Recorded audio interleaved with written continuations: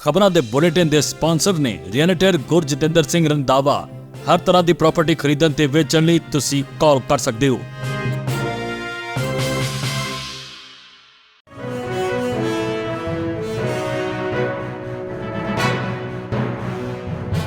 ਸਤਿ ਸ਼੍ਰੀ ਅਕਾਲ ਜੀ, ਤੁਸੀਂ ਦੇਖ ਰਹੇ ਹੋ ਪੰਜਾਬ ਮੇਲ USA ਟੀਵੀ ਤੇ ਮੈਂ ਹਾਜੀ ਸੁਰਭੀ।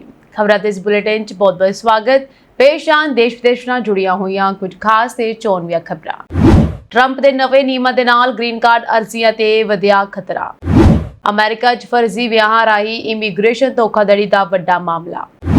ਅਮਰੀਕਾ 'ਚ ਪ੍ਰਵਾਸੀ ਬੱਚਿਆਂ ਲਈ $244 ਮਿਲੀਅਨ ਦਾ ਕੰਟਰੈਕਟ। ਲਾਸ ਐਂਜਲਸ 'ਚ ਆਈਸ ਰੇਡਾਂ ਨੂੰ ਲੈ ਕੇ ਟਰੰਪ ਪ੍ਰਸ਼ਾਸਨ ਨੂੰ ਅਦਾਲਤ ਤੋਂ ਵੱਡਾ ਝਟਕਾ। ਇੱਕ ਹੋਰ ਸਾਥੀ ਨੇ ਛੱਡਿਆ ਟਰੰਪ ਦਾ ਸਾਥ, ਕੈਰੋਲਿਨ ਲੈਵਿਟ ਨੇ ਕੀਤਾ ਅਸਤੀਫੇ ਦੇਣ ਦਾ ਐਲਾਨ।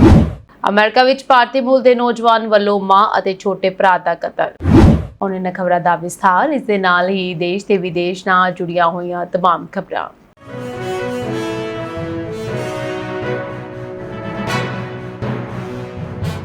ਅਮਰੀਕਾ ਦੇ ਵਿੱਚ ਗ੍ਰੀਨ ਕਾਰਡ ਹਾਸਲ ਕਰਨ ਦੀ ਉਡੀਕ ਕਰ ਰਹੇ ਪ੍ਰਵਾਸੀਆਂ ਲਈ ਮੁਸ਼ਕਲਾਂ ਵੱਧਦੀਆਂ ਨਜ਼ਰ ਆ ਰਹੀਆਂ ਹਨ। ਟਰੰਪ ਪ੍ਰਸ਼ਾਸਨ ਦੇ ਵੱਲੋਂ ਇਮੀਗ੍ਰੇਸ਼ਨ ਨਿਯਮਾਂ ਦੇ ਵਿੱਚ ਕੀਤੇ ਜਾ ਰਹੇ ਬਦਲਾਵਾਂ ਦੇ ਕਾਰਨ ਖਾਸ ਤੌਰ ਤੇ ਪਰਿਵਾਰਕ ਆਧਾਰ ਤੇ ਗ੍ਰੀਨ ਕਾਰਡ ਲਈ ਅਪਲਾਈ ਕਰਨ ਵਾਲਿਆਂ ਦੀ ਜਾਂਚ ਸਖਤ ਹੋ ਰਹੀ ਹੈ ਅਤੇ ਇਨਕਾਰ ਦੇ ਮਾਮਲੇ ਵਧਣ ਦੀ ਚਿੰਤਾ ਹੈ। ਸਭ ਤੋਂ ਅਹਿਮ ਬਦਲਾਅ ਪਬਲਿਕ ਚਾਰਜ ਨਿਯਮ ਦੇ ਨਾਲ ਜੁੜਿਆ ਹੈ। ਅਮਰੀਕੀ ਸਰਕਾਰ ਨੇ 2022 ਵਾਲੇ ਨਿਯਮ ਨੂੰ ਵਾਪਸ ਲੈ ਕੇ ਅਧਿਕਾਰੀਆਂ ਨੂੰ ਇਹ ਦੇਖਣ ਲਈ ਵਧੇਰੇ ਛੂਟ ਦਿੱਤੀ ਹੈ ਕਿ ਕੋਈ ਗ੍ਰੀਨ ਕਾਰਡ ਬਿਨੇਕਾਰ ਭਵਿੱਖ ਵਿੱਚ ਸਰਕਾਰੀ ਮਦਦ ਤੇ ਨਿਰਭਰ ਹੋ ਸਕਦਾ ਹੈ ਜਾਂ ਨਹੀਂ।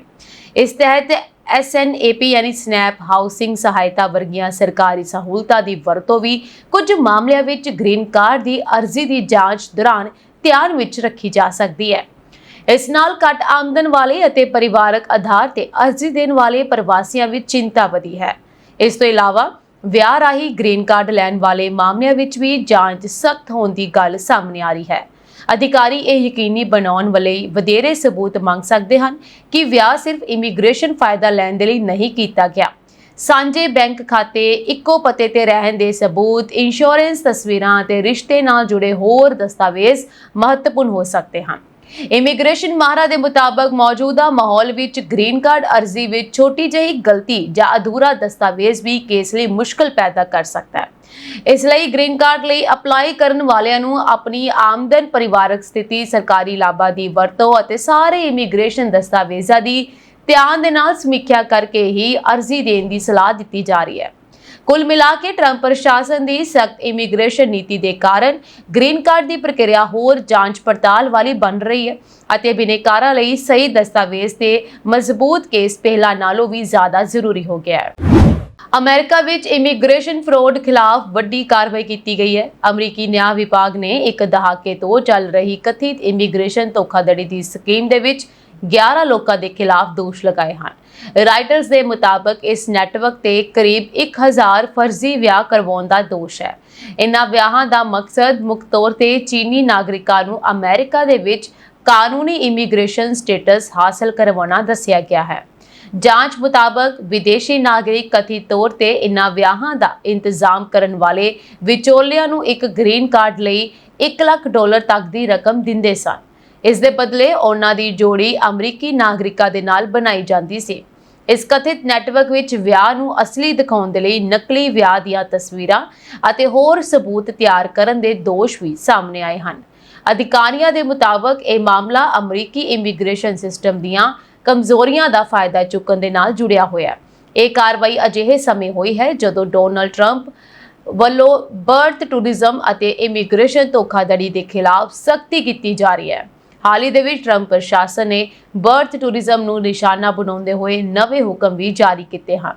ਅਮਰੀਕੀ ਅਧਿਕਾਰੀਆਂ ਦਾ ਇਹ ਕਹਿਣਾ ਹੈ ਕਿ ਇਮੀਗ੍ਰੇਸ਼ਨ ਸਿਸਟਮ ਨੂੰ ਧੋਖਾਧੜੀ ਰਾਹੀਂ ਵਰਤਣ ਵਾਲਿਆਂ ਦੇ ਖਿਲਾਫ ਕਾਰਵਾਈ ਜਾਰੀ ਰਹੇਗੀ। ਅਮਰੀਕਾ ਵਿੱਚ ਬਿਨਾਂ ਮਾਪਿਆਂ ਦੇ ਪਹੁੰਚਣ ਵਾਲੇ ਪ੍ਰਵਾਸੀ ਬੱਚਿਆਂ ਨੂੰ ਹੁਣ ਕਾਨੂੰਨੀ ਮਦਦ ਦੇਣ ਲਈ ਟਰੰਪ ਪ੍ਰਸ਼ਾਸਨ ਨੇ ਇੱਕ ਵੱਡਾ ਕਦਮ ਚੁੱਕਿਆ ਹੈ। ਅਮਰੀਕੀ ਸਰਕਾਰ ਨੇ ਰੈਸਕਿਊ ਨਾਮ ਦੀ ਇੱਕ ਗੈਰ ਮੁਨਾਫਾ ਸੰਸਥਾ ਨੂੰ $244 ਮਿਲੀਅਨ ਤੋਂ ਵੱਧ ਦਾ ਕੰਟਰੈਕਟ ਦਿੱਤਾ ਹੈ। ਇਸ ਕੰਟਰੈਕਟ ਦੇ ਤਹਿਤ ਸੰਸਥਾ ਅਜਿਹੇ ਨਾਬਾਲਗ ਪ੍ਰਵਾਸੀ ਬੱਚਿਆਂ ਨੂੰ ਕਾਨੂੰਨੀ ਨੁਮਾਇੰਦਗੀ ਦੇਵੇਗੀ ਜੋ ਅਮਰੀਕਾ ਵਿੱਚ ਬਿਨਾਂ ਆਪਣੇ ਮਾਪਿਆਂ ਦੇ ਪਹੁੰਚਦੇ ਹਨ। ਇਹ ਕੰਟਰੈਕਟ ਬਿਨਾਂ ਕਿਸੇ ਮੁਕਾਬਲੇ ਦੀ ਬੋਲੀ ਦੇ ਦਿੱਤੇ ਜਾਣ ਕਾਰਨ ਵੀ ਚਰਚਾ ਦੇ ਵਿੱਚ ਹੈ। ਸਭ ਤੋਂ ਵੱਡਾ ਸਵਾਲ ਇਹ ਉੱਠ ਰਿਹਾ ਹੈ ਕਿ ਕੀ ਆਰ ਰੈਸਕਿਊ ਕੋਲ ਇੰਨੇ ਵੱਡੇ ਪੱਧਰ ਤੇ ਕਾਨੂੰਨੀ ਸੇਵਾਵਾਂ ਮੁਹੱਈਆ ਕਰਵਾਉਣ ਦਾ ਲੋੜੀਂਦਾ ਤਜਰਬਾ ਹੈ ਜਾਂ ਨਹੀਂ। ਸੋ ਆਰ ਰੈਸਕਿਊ ਪਹਿਲਾਂ ਆਪਰੇਸ਼ਨ ਅੰਡਰਗਰਾਉਂਡ ਰੇਲ ਰੋਡ ਦੇ ਨਾਮ ਨਾਲ ਜਾਣੀ ਜਾਂਦੀ ਸੀ। ਇਹ ਸੰਸਥਾ ਮਨੁੱਖੀ ਤਸਕਰੀ ਅਤੇ ਬੱਚਿਆਂ ਦੇ ਸ਼ੋਸ਼ਣ ਦੇ ਖਿਲਾਫ ਆਪਣੇ ਕੰਮ ਲਈ ਚਰਚਿਤ ਰਹੀ ਹੈ। ਇਸ ਸੰਸਥਾ ਦੇ ਸੰਸਥਾਪਕ ਟਿਮ ਬਾਲਡ ਨੇ ਬਾਅਦ ਵਿੱਚ ਅਹੁਦਾ ਛੱਡ ਦਿੱਤਾ ਸੀ ਅਤੇ ਉਹਨਾਂ ਤੇ ਜਿਨਸੀ ਦੁਰਵਿਵਹਾਰ ਦੇ ਦੋਸ਼ ਵੀ ਲੱਗੇ ਸਨ। ਇਸ ਤੋਂ ਇਲਾਵਾ ਸੰਸਥਾ ਦਾ ਨਾਮ 2023 ਵਿੱਚ ਆਈ film the sound of freedom ਕਾਰਨ ਵੀ ਕਾਫੀ ਚਰਚਾ ਵਿੱਚ ਆਇਆ ਸੀ। ਹਾਲਾਂਕਿ ਬਾਅਦ ਵਿੱਚ ਕੁਝ ਜਾਂਚਾਂ ਅਤੇ ਮਨੁੱਖੀ ਤਸਕਰੀ ਤੇ ਨਜ਼ਰ ਰੱਖਣ ਵਾਲੀਆਂ ਸੰਸਥਾਵਾਂ ਨੇ ਇਸ ਦੇ ਕੰਮ ਕਰਨ ਦੇ ਤਰੀਕਿਆਂ ਅਤੇ ਇਸ ਦੀਆਂ ਕਾਮਯਾਬੀਆਂ ਬਾਰੇ ਸਵਾਲ ਵੀ ਖੜੇ ਕੀਤੇ। ਦੂਜੇ ਪਾਸੇ ਆਰ ਰੈਸਕਿਊ ਦੇ CEO ਦਾ ਇਹ ਕਹਿਣਾ ਹੈ ਕਿ ਸੰਸਥਾ ਪਹਿਲਾਂ ਤੋਂ ਹੀ ਅਮਰੀਕਾ ਅਤੇ ਦੁਨੀਆ ਭਰ ਵਿੱਚ ਕਮਜ਼ੋਰ ਅਤੇ ਖਤਰੇ ਵਿੱਚ ਰਹਿ ਰਹੇ ਬੱਚਿਆਂ ਦੀ ਮਦਦ ਕਰ ਰਹੀ ਹੈ ਅਤੇ ਇਹ ਕੰਟਰੈਕਟ ਉਸੇ ਮਿਸ਼ਨ ਦਾ ਹਿੱਸਾ ਹੈ। ਪਰ ਪ੍ਰਵਾਸੀ ਹੱਕਾਂ ਦੇ ਨਾਲ ਜੁੜੇ ਕੁਝ ਮਾਹਰਾਂ ਨੇ ਚਿੰਤਾ ਜ਼ਾਹਰ ਕੀਤੀ ਹੈ ਕਿ ਸਰਕਾਰ ਦਾ ਮਕਸਦ ਸਿਰਫ ਕਾਗਜ਼ਾਂ ਤੇ ਬੱਚਿਆਂ ਨੂੰ ਵਕੀਲ ਮੁਹੱਈਆ ਕਰਵਾਉਣਾ ਨਹੀਂ ਹੋਣਾ ਚਾਹੀਦਾ, ਸਗੋਂ ਉਹਨਾਂ ਨੂੰ ਅਸਲ ਅਤੇ ਪ੍ਰਭਾਵਸ਼ਾਲੀ ਕਾਨੂੰਨੀ ਸਹਾਇਤਾ ਮਿਲਣੀ ਵੀ ਯਕੀਨੀ ਬਣਾਈ ਜਾਣੀ ਚਾਹੀਦੀ ਹੈ। ਇਹ ਮਾਮਲਾ ਇਸ ਲਈ ਵੀ ਅਹਿਮ ਹੈ ਕਿਉਂਕਿ ਅਮਰੀਕਾ ਵਿੱਚ ਬਿਨਾਂ ਮਾਪਿਆਂ ਦੇ ਆਉਣ ਵਾਲੇ ਨਾਬਾਲਗ ਪ੍ਰਵਾਸੀ ਬੱਚੇ ਇਮੀਗ੍ਰੇਸ਼ਨ ਪ੍ਰਕਿਰਿਆ ਦੌਰਾਨ ਖਾਸ ਤੌਰ ਤੇ ਸੰਵੇਦਨਸ਼ੀਲ ਸਥਿਤੀ ਵਿੱਚ ਹੁੰਦੇ ਹਨ। ਹੁਣ ਨਜ਼ਰ ਇਸ ਗੱਲ ਤੇ ਰਹੇਗੀ ਕਿ $244 ਮਿਲੀਅਨ ਦੇ ਇਸ ਕੰਟਰੈਕਟ ਦੇ ਤਹਿਤ ਇਹਨਾਂ ਬੱਚਿਆਂ ਨੂੰ ਅਸਲ ਵਿੱਚ ਕਿੰਨੀ ਕਾਨੂੰਨੀ ਮਦਦ ਮਿਲਦੀ ਹੈ। ਅਮਰੀਕਾ ਦੇ ਲਾਸ ਐਂਜਲਸ ਵਿੱਚ ਇਮੀਗ੍ਰੇਸ਼ਨ ਰੇਡਾਂ ਨੂੰ ਲੈ ਕੇ ਚੱਲ ਰਹੇ ਮਾਮਲੇ ਦੇ ਵਿੱਚ ਟਰੰਪ ਪ੍ਰਸ਼ਾਸਨ ਨੂੰ ਅਦਾਲਤ ਤੋਂ ਵੱਡਾ ਝਟਕਾ ਲੱਗਾ ਹੈ। ਇੱਕ ਫੈਡਰਲ ਜੱਜ ਨੇ ਟਰੰਪ ਪ੍ਰਸ਼ਾਸਨ ਦੀ ਉਸ ਮੰਗ ਨੂੰ ਰੱਦ ਕਰ ਦਿੱਤਾ ਹੈ ਜਿਸ ਵਿੱਚ ਸਰਕਾਰ ਨੇ ਇਮੀਗ੍ਰੇਸ਼ਨ ਰੇਡਾਂ ਦੇ ਨਾਲ ਜੁੜੇ ਮੁਕੱਦਮੇ ਨੂੰ ਖਾਰਜ ਕਰਨ ਦੀ ਮੰਗ ਕੀਤੀ ਸੀ। ਇਸ ਦਾ ਮਤਲਬ ਹੈ ਕਿ ਮਾਮਲਾ ਹੁਣ ਅੱਗੇ ਵੀ ਅਦਾਲਤ ਵਿੱਚ ਚੱਲ ਸਕੇਗਾ। ਇਹ ਮੁਕੱਦਮਾ ਲਾਸ ਐਂਜਲਸ ਅਤੇ ਆਸ-ਪਾਸ ਦੇ ਇਲਾਕਿਆਂ ਦੇ ਵਿੱਚ ਫੈਡਰਲ ਇਮੀਗ੍ਰੇਸ਼ਨ ਅਧਿਕਾਰੀਆਂ ਦੇ ਵੱਲੋਂ ਕੀਤੀਆਂ ਗਈਆਂ ਕਥਿਤ ਗੈਰ ਕਾਨੂੰਨੀ ਗ੍ਰਿਫਤਾਰੀਆਂ ਅਤੇ ਰੇਡਾਂ ਦੇ ਨਾਲ ਸੰਬੰਧਿਤ ਹੈ। ਸੋ ਮੁਕੱਦਮਾ ਕਰਨ ਵਾਲੇ ਪੱਖ ਦਾ ਦੋਸ਼ ਹੈ ਕਿ ਕੁਝ ਇਮੀਗ੍ਰੇਸ਼ਨ ਇਨਫੋਰਸਮੈਂਟ ਕਾਰਵਾਈਆਂ ਦੇ ਦੌਰਾਨ ਲੋਕਾਂ ਨੂੰ ਉਹਨਾਂ ਦੀ ਨਸਲ, ਭਾਸ਼ਾ ਜਾਂ ਦਿੱਖ ਵਰਗੇ ਕਾਰਨਾਂ ਦੇ ਆਧਾਰ ਤੇ ਨਿਸ਼ਾਨਾ ਬਣਾਇਆ ਗਿਆ ਅਤੇ ਕਈ ਮਾਮਲਿਆਂ ਵਿੱਚ ਗ੍ਰਿਫਤਾਰੀ ਲਈ ਲੋੜੀਂਦੇ ਕਾਨੂੰਨੀ ਆਧਾਰ ਤੇ ਵੀ ਸਵਾਲ ਉੱਠੇ ਹਨ। ਪਿਛਲੇ ਅਦਾਲਤੀ ਹੁਕਮਾਂ ਵਿੱਚ ਵੀ ਲਾਸ ਐਂਜਲਸ ਖੇਤਰ ਵਿੱਚ ਅਜਿਹੀਆਂ ਕਾਰਵਾਈਆਂ ਨੂੰ ਲੈ ਕੇ ਪਾਬੰਦੀਆਂ ਲਗਾਈਆਂ ਜਾ ਚੁੱਕੀਆਂ ਹਨ। ਦੂਜੇ ਪਾਸੇ ਟਰੰਪ ਪ੍ਰਸ਼ਾਸਨ ਦਾ ਪੱਖ ਹੈ ਕਿ ਫੈਡਰਲ ਸਰਕਾਰ ਦੇ ਕੋਲ ਇਮੀਗ੍ਰੇਸ਼ਨ ਕਾਨੂੰਨਾਂ ਨੂੰ ਲਾਗੂ ਕਰਨ ਦਾ ਅਧਿਕਾਰ ਹੈ ਅਤੇ ਅਧਿਕਾਰੀ ਗੈਰ ਕਾਨੂੰਨੀ ਤੌਰ ਤੇ ਅਮਰੀਕਾ ਵਿੱਚ ਰਹਿ ਰਹੇ ਲੋਕਾਂ ਦੇ ਖਿਲਾਫ ਕਾਰਵਾਈ ਕਰ ਰਹੇ ਹਨ।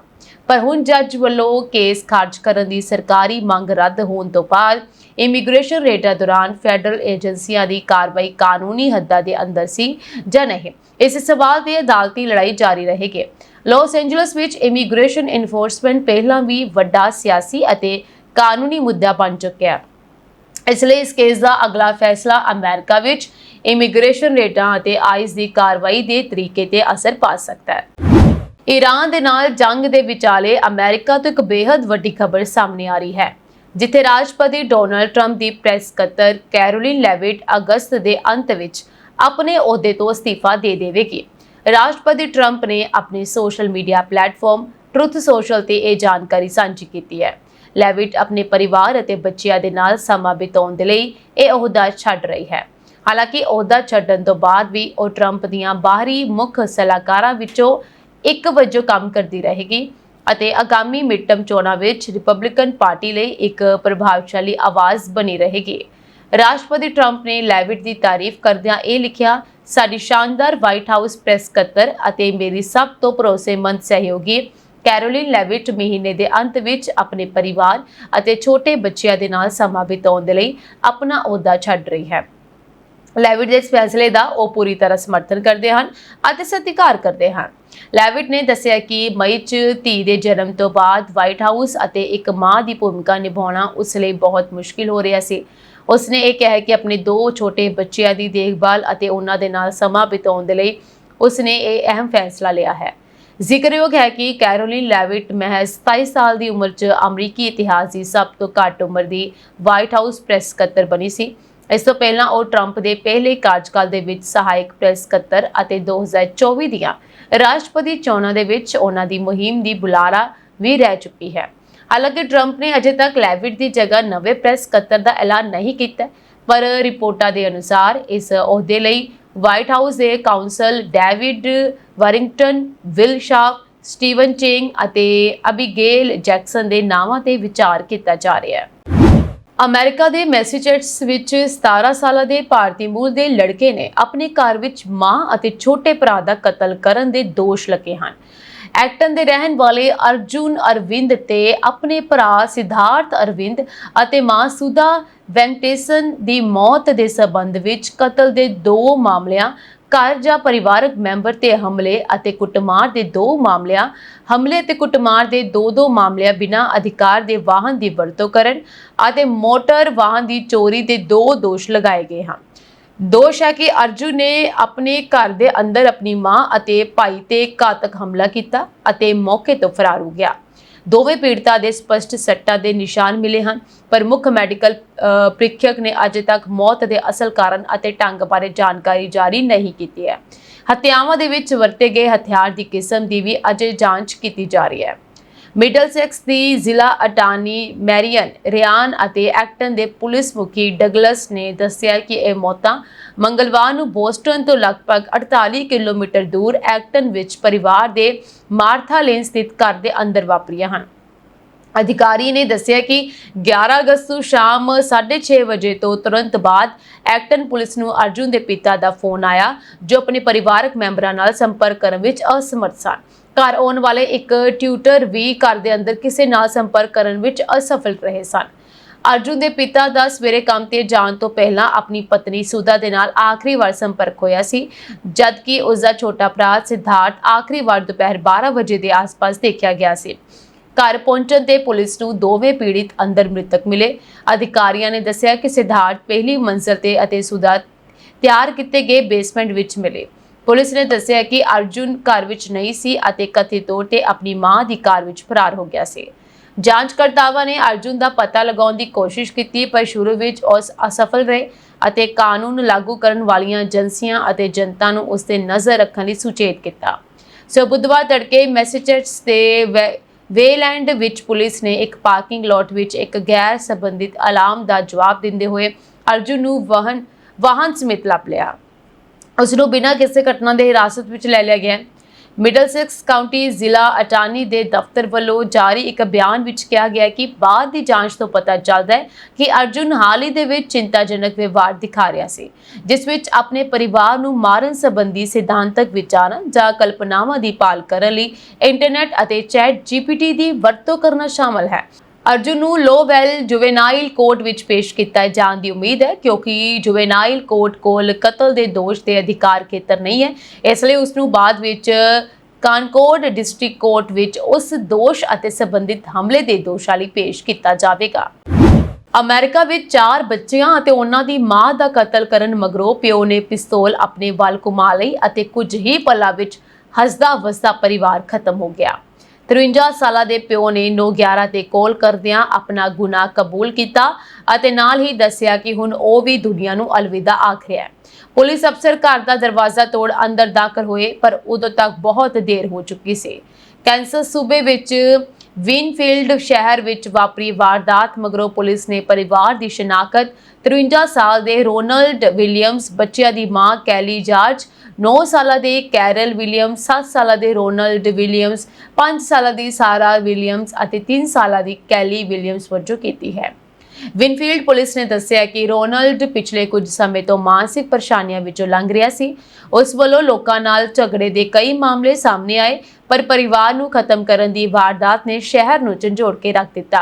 ਫਿਲਹਾਲ ਕਤਲੇਆਮ ਦੇ ਲਈ ਜ਼ਿੰਮੇਵਾਰ ਕਾਰਨ ਪਤਾ ਨਹੀਂ ਲੱਗ ਸਕੇ ਕਿ ਆਖਰਕਾਰ ਕਿਹੜੀ ਗੱਲ ਇੰਨੇ ਵੱਡੇ ਖੂਨੀ ਕਾਂਡ ਦਾ ਆਧਾਰ ਬਣੀ। ਪੁਲਿਸ ਮੁਖੀ ਰੋਬੀ ਡੀਲੋਂਗ ਨੇ ਦੱਸਿਆ ਕਿ ਰੋਨਲਡ ਦੀ ਕਾਲ ਆਉਣ ਤੋਂ ਮਗਰੋਂ ਪੁਲਿਸ ਅਫਸਰ ਉਸ ਦੇ ਘਰ ਵੱਲ ਰਵਾਨਾ ਹੋ ਗਏ ਤਾਂ ਕਿ ਇੱਕ ਹੋਰ ਜਾਨ ਬਚਾਈ ਜਾ ਸਕੇ, ਪਰ ਸਫਲਤਾ ਨਾ ਮਿਲ ਸਕੀ। ਪੁਲਿਸ ਨੂੰ ਇਸ ਮਾਮਲੇ ਵਿੱਚ ਕੋਈ ਸਾਜ਼ਿਸ਼ ਨਜ਼ਰ ਨਹੀਂ ਆਉਂਦੀ ਅਤੇ ਵਾਰਦਾਤ ਲੋਕਾਂ ਵਾਸਤੇ ਖਤਰਾ ਪੈਦਾ ਨਹੀਂ ਕਰਦੀ। ਅਮਰੀਕਾ ਵਿੱਚ ਇੱਕ ਪਾਸੇ ਵਾਵਰੋਲਿਆਂ ਨੇ ਕਹਿਰ ਢਾਇਆ ਹੋਇਆ ਹੈ ਅਤੇ ਦੂਜੇ ਪਾਸੇ ਕੈਲੀਫੋਰਨੀਆ ਤੇ ਨੇਵਾਡਾ ਰਾਜਾਂ ਵਿੱਚ ਭੂਚਾਲ ਨੇ ਲੋਕਾਂ ਦੇ ਸਾਹ ਸੂਤ ਦਿੱਤੇ ਹੋਏ ਹਨ, ਜਦਕਿ ਓਹੀਓ ਦੇ ਵਿੱਚ ਆਸਮਾਨੀ ਬਿਜਲੀ ਡਿੱਗਣ ਕਰਕੇ ਘੱਟੋ-ਘੱਟ 16 ਜਣਿਆਂ ਨੂੰ ਹਸਪਤਾਲ ਦਾਖਲ ਕਰਵਾਇਆ ਗਿਆ ਹੈ। ਨੈਸ਼ਨਲ ਵੈਦਰ ਸਰਵਿਸ ਵੱਲੋਂ ਮੱਧ ਪੱਛਮੀ ਰਾਜਾਂ ਵਿੱਚ 5 ਬਿਲੀਅਨ ਲੋਕਾਂ ਨੂੰ ਟੋਰਨੇਡੋਜ਼ ਅਤੇ ਭਾਰੀ ਬਾਰਿਸ਼ ਦੀ ਚੇਤਾਵਨੀ ਵੱਖਰੇ ਤੌਰ ਤੇ ਜਾਰੀ ਕੀਤੀ ਗਈ ਹੈ। ਇਲੀਨੋਏ ਅਤੇ ਇੰਡੀਆਨਾ ਸੂਬਿਆਂ ਵਿੱਚ ਉੱਠੇ ਵਾਵਰੋਲਿਆਂ ਦੌਰਾਨ ਹਵਾਵਾਂ ਦੀ ਰਫ਼ਤਾਰ 130 ਮੀਲ ਪ੍ਰਤੀ ਘੰਟਾ ਤੋਂ ਟੱਪ ਗਈ ਅਤੇ ਵੱਡੀ ਗਿਣਤੀ ਵਿੱਚ ਦਰੱਖਤ ਜੜੋਂ ਪੁੱਟੇ ਗਏ। ਇਲੀਨੋਇਸ ਵਿੱਚ 2,90,000 ਅਤੇ ਇੰਡੀਆਨਾ ਦੇ ਵਿੱਚ 3 ਲੱਖ ਘਰਾਂ ਦੀ ਬਿਜਲੀ ਗੁੱਲ ਹੋ ਗਈ ਹੈ।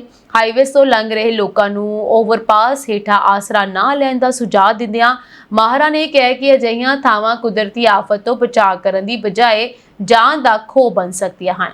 ਉਧਰ ਸ਼ਿਕਾਗੋ ਤੋਂ ਸਿਰਫ 30 ਮੀਲ ਦੂਰ ਟੋਰਨਾਡੋ ਨਾਲ ਵੱਡਾ ਨੁਕਸਾਨ ਹੋਣ ਦੀ ਰਿਪੋਰਟ ਹੈ, ਜਦਕਿ ਓਹੀਓ ਦੇ ਵਿੱਚ 1,80,000 ਘਰਾਂ ਦੀ ਬਿਜਲੀ ਗੁੱਲ ਹੋਈ, ਪਰ ਜ਼ਿਆਦਾਤਰ ਥਾਵਾਂ ਤੇ ਬਿਜਲੀ ਸਪਲਾਈ ਬਹਾਲ ਕਰ ਦਿੱਤੀ ਗਈ ਹੈ।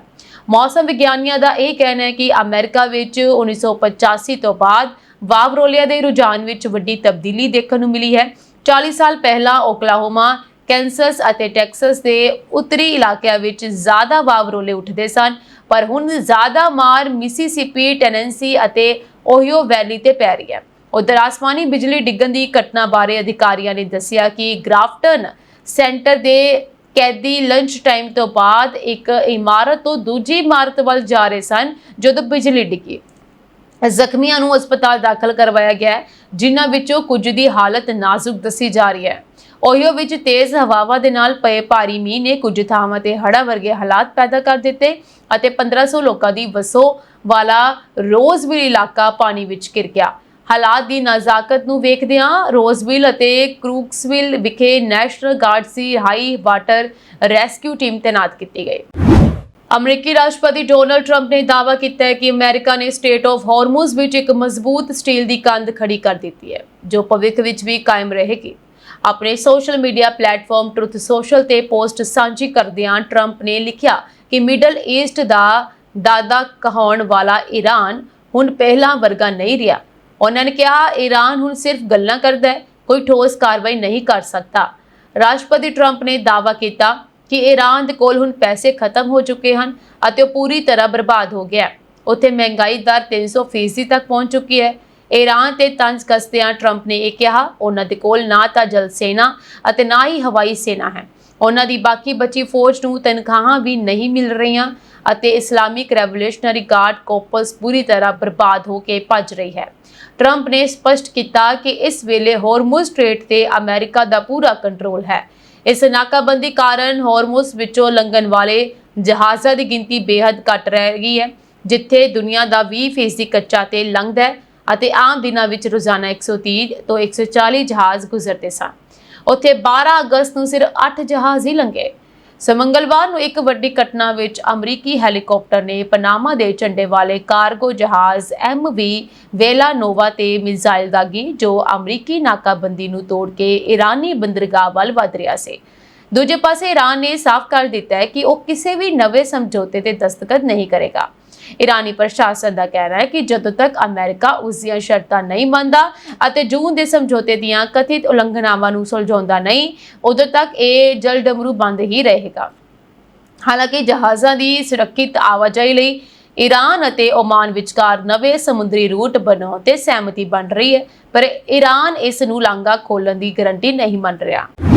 ਅਮਰੀਕੀ ਸੂਬਿਆਂ ਨਿਊਯਾਰਕ ਤੇ ਨਿਊ ਜਰਸੀ ਨੇ ਆਜ਼ਾਦ ਮੁਲਕ ਵਜੋਂ ਭਾਰਤ ਦੇ ਸਫ਼ਰ ਤੇ ਭਾਰਤੀ ਅਮਰੀਕੀ ਭਾਈਚਾਰੇ ਦੇ ਯੋਗਦਾਨ ਨੂੰ ਮਾਨਤਾ ਦੇਣ ਦੇ ਲਈ 15 ਅਗਸਤ ਨੂੰ ਇਸ ਦੇ ਆਜ਼ਾਦੀ ਦਿਹਾੜੇ ਨੂੰ ਮਨਾਉਣ ਦਾ ਐਲਾਨ ਕੀਤਾ ਹੈ। ਨਿਊਯਾਰਕ ਸਥਿਤ ਭਾਰਤੀ ਕੌਂਸਲਖਾਨੇ ਵੱਲੋਂ ਅੱਜ ਐਕਸ ਤੇ ਪੋਸਟ ਕੀਤੀ ਜਾਣਕਾਰੀ ਦੇ ਅਨੁਸਾਰ ਨਿਊਯਾਰਕ ਦੀ ਗਵਰਨਰ ਕੈਥੀ ਹੋਚੁਲ ਨੇ ਫਰਮਾਨ ਜਾਰੀ ਕਰਕੇ ਪੂਰੇ ਰਾਜ ਵਿੱਚ 15 ਅਗਸਤ 2026 ਨੂੰ ਭਾਰਤੀ ਆਜ਼ਾਦੀ ਦਿਵਸ ਕਰਾਰ ਦੇਣ ਦਾ ਫੈਸਲਾ ਕੀਤਾ ਹੈ, ਜਦਕਿ ਨਿਊ ਜਰਸੀ ਦੀ ਗਵਰਨਰ ਮਿੱਕੀ ਸ਼ੈਰਿਲ ਨੇ ਵੀ ਅਜਿਹਾ ਹੀ ਐਲਾਨ ਕੀਤਾ ਹੈ। ਇਸ ਤੋਂ ਇਲਾਵਾ ਉਹਨਾਂ ਨੇ ਕਿਹਾ ਕਿ ਇਹ ਐਲਾਨ ਭਾਰਤ ਦੇ 80ਵੇਂ ਆਜ਼ਾਦੀ ਦਿਵਸ ਦੀਆਂ ਤਿਆਰੀਆਂ ਤੋਂ ਪਹਿਲਾਂ ਕੀਤੇ ਗਏ ਹਨ। ਇਹ ਆਜ਼ਾਦੀ ਹਾਸਲ ਕਰਨ ਲਈ ਭਾਰਤ ਦੇ ਸਫ਼ਰ ਤੇ ਸਾਂਝੀਆਂ ਲੋਕਤੰਤਰੀ ਕਦਰਾਂ ਕੀਮਤਾਂ ਨੂੰ ਦਰਸਾਉਂਦੇ ਹਨ।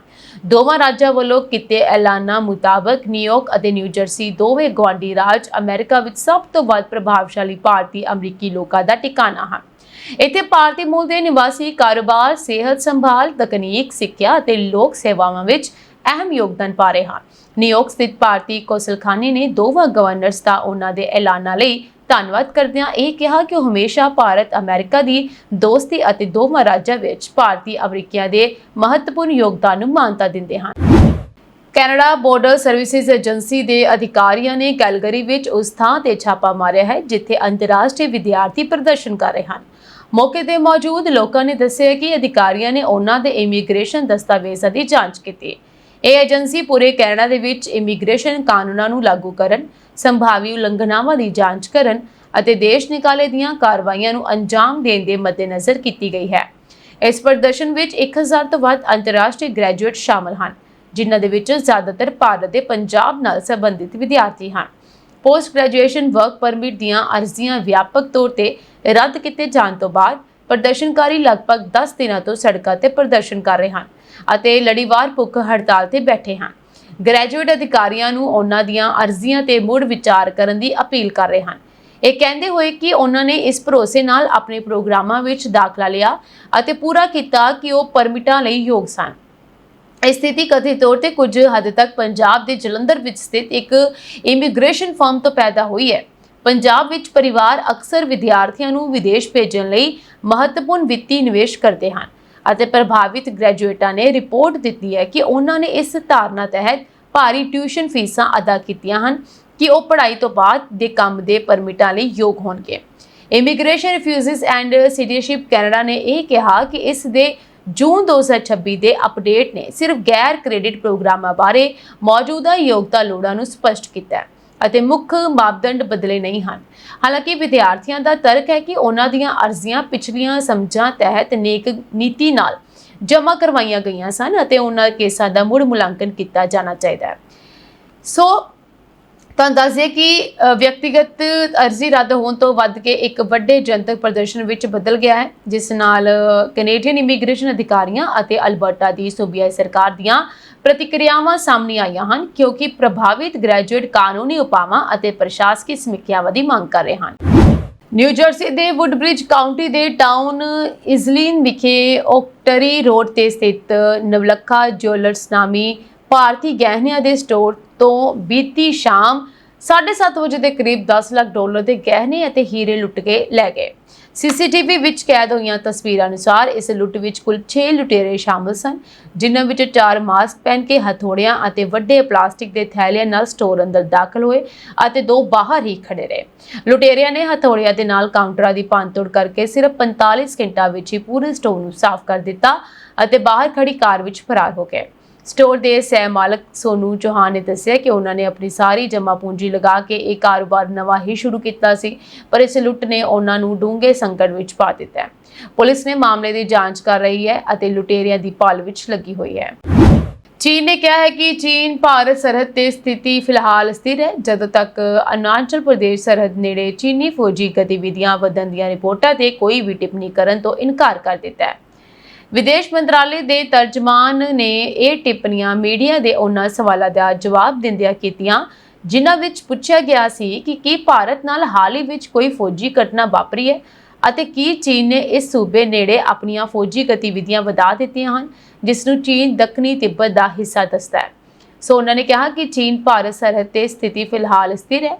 ਉਹਨਾਂ ਨੇ ਵੀ ਦੱਸਿਆ ਕਿ ਚੀਨ ਅਤੇ ਭਾਰਤ ਨੇ ਪਿਛਲੇ ਹਫ਼ਤੇ ਚੀਨ ਭਾਰਤ ਸਰਹੱਦੀ ਮਾਮਲਿਆਂ ਤੇ ਸਲਾਹ ਮਸ਼ਵਰੇ ਅਤੇ ਤਾਲਮੇਲ ਲਈ ਕਾਰਜਕਾਰੀ ਵਿਧੀ ਯਾਨੀ ਕਿ WMCC ਦੀ 36ਵੀਂ ਬੈਠਕ ਕੀਤੀ ਸੀ।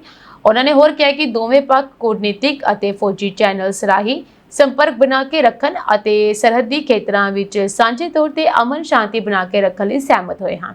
ਭਾਰਤ ਨੇ ਇਹ ਕਿਹਾ ਸੀ ਕਿ ਉਹ ਚੀਨ ਦੇ ਨਾਲ ਸਰਹੱਦੀ ਖੇਤਰਾਂ ਨਾਲ ਸੰਬੰਧਿਤ ਮਾਮਲਿਆਂ ਨੂੰ ਬਹੁਤ ਗੰਭੀਰ ਮੰਨਦਾ ਹੈ ਅਤੇ ਉਸਨੇ ਜ਼ੋਰ ਦੇ ਕੇ ਕਿਹਾ ਕਿ ਅਸਲ ਕੰਟਰੋਲ ਰੇਖਾ ਤੇ ਅਮਨ ਸ਼ਾਂਤੀ ਬਣਾ ਕੇ ਰੱਖਣਾ ਬਹੁਤ ਜ਼ਰੂਰੀ ਹੈ, ਕਿਉਂਕਿ ਸਰਹੱਦੀ ਸਥਿਤੀ ਹੀ ਦੁਵੱਲੇ ਸੰਬੰਧਾਂ ਦੇ ਭਵਿੱਖ ਨੂੰ ਤੈਅ ਕਰੇਗੀ। ਇਹ ਟਿੱਪਣੀਆਂ ਅਰੁਣਾਚਲ ਪ੍ਰਦੇਸ਼ ਦੇ ਅਪਰ ਸੁਬਨਸਿਰੀ ਖੇਤਰ ਵਿੱਚ ਚੀਨੀ ਫੌਜੀਆਂ ਦੇ ਹਮਲਾਵਰ ਰੁਖ ਦੀਆਂ ਰਿਪੋਰਟਾਂ ਦਰਮਿਆਨ ਆਈਆਂ ਹਨ। ਇਹ ਸਾਂਝੀ ਦੇਸ਼ ਤੇ ਵਿਦੇਸ਼ ਨਾਲ ਜੁੜੀਆਂ ਹੋਈਆਂ ਕੁਝ ਖਾਸ ਤੇ ਚੋਣਵੀਆਂ ਖਬਰਾਂ ਹੋਰ ਅਪਡੇਟਸ ਨਾਲ ਜੁੜੇ ਰਹਿਣ ਦੇ ਲਈ ਤੁਸੀਂ ਬਨੇ ਰਹੋ ਪੰਜਾਬ ਦੇ USA ਦੇ ਨਾਲ। ਇਸੇ ਦੇ ਨਾਲ IPTV ਬਾਕਸ ਦੇ ਇਲਾਵਾ ਤੁਸੀਂ ਸਾਨੂੰ ਸਾਡੇ ਸੋਸ਼ਲ ਮੀਡੀਆ ਪਲੇਟਫਾਰਮ ਜਿਵੇਂ ਫੇਸਬੁੱਕ, ਟਿਕਟੌਕ, ਇੰਸਟਾਗ੍ਰam, YouTube ਤੇ ਸਬਸਕ੍ਰਾਈਬ ਤੇ ਫੋਲੋ ਕਰ ਸਕਦੇ ਹੋ ਤਾਂ ਜੋ ਤਾਜ਼ਾ ਅਪਡੇਟ ਤੇ ਖਾਸ ਖਬਰਾਂ ਸਭ ਤੋਂ ਪਹਿਲਾਂ ਤੁਹਾਨੂੰ ਮਿਲ ਸਕਣ। ਇਸ ਦੇ ਨਾਲ ਸਾਡੇ ਖਾਸ ਪ੍ਰੋਗਰਾਮ ਵੀ ਸਭ ਤੋਂ ਪਹਿਲਾਂ ਤੁਹਾਨੂੰ ਪਹੁੰਚ ਸਕਣ। ਫਿਲਹਾਲ ਅੱਜ ਦੇ ਬੁਲੇਟਿਨ ਦੇ ਵਿੱਚ ਇੰਨਾ ਹੀ ਹੈ ਜੀ। ਮੈਨੂੰ ਦਿਓ ਇਜਾਜ਼ਤ। ਤੁਹਾਡੇ ਸਭ ਦਾ ਬਹੁਤ ਬਹੁਤ ਧੰਨਵਾਦ।